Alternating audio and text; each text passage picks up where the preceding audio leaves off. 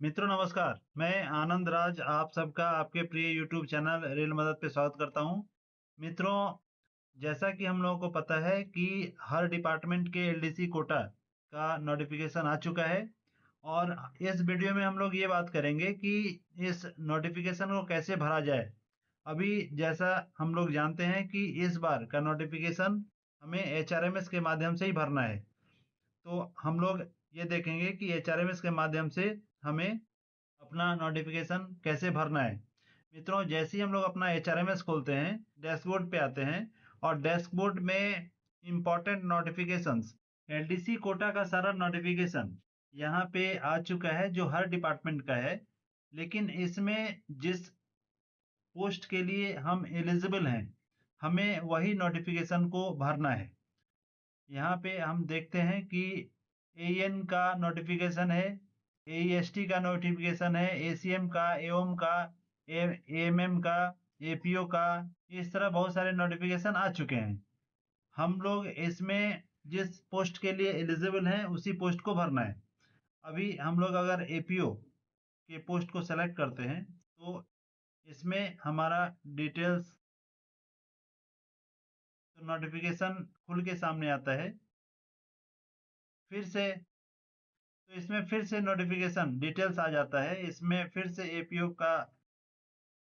को सेलेक्ट करते हैं। यहाँ पे व्यू में अगर हम जाते हैं तो एपीओ का जो नोटिफिकेशन है हमें वो यहाँ देखने को मिलता है। अगर इसे क्लिक करें तो ये डाउनलोड होकर के नोटिफिकेशन हमें दिखेगा। इस प्रकार ये नोटिफिकेशन का डिटेल्स आ गया जो 22 तारीख को निकला है, जिसमें टोटल 3 पोस्ट हैं जो तीनों यूआर के हैं।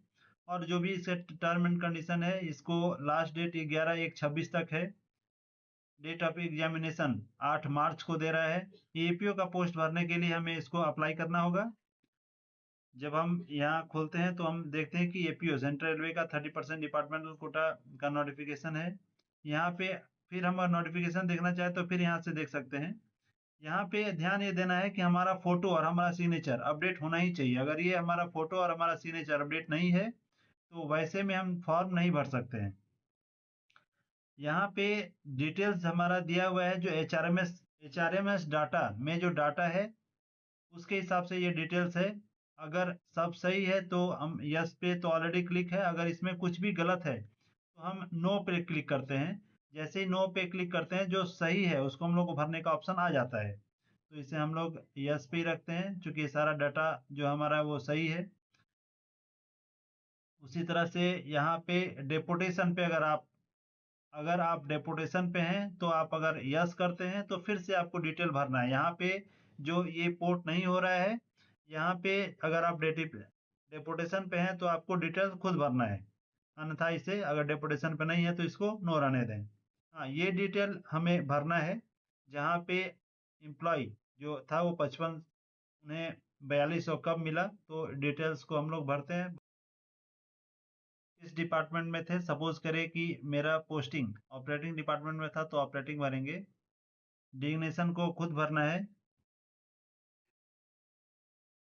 और अगर नॉन फंक्शनल सर्विस है तो इस डिटेल को भरेंगे अथवा इन्हें ऐसे ही छोड़ देंगे।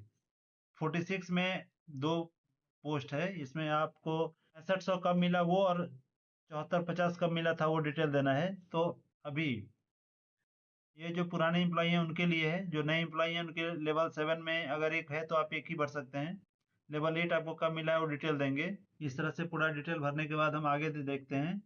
अगर आप मेडिकल टिकटराइज हैं तो आपको डिटेल यहाँ भरना है।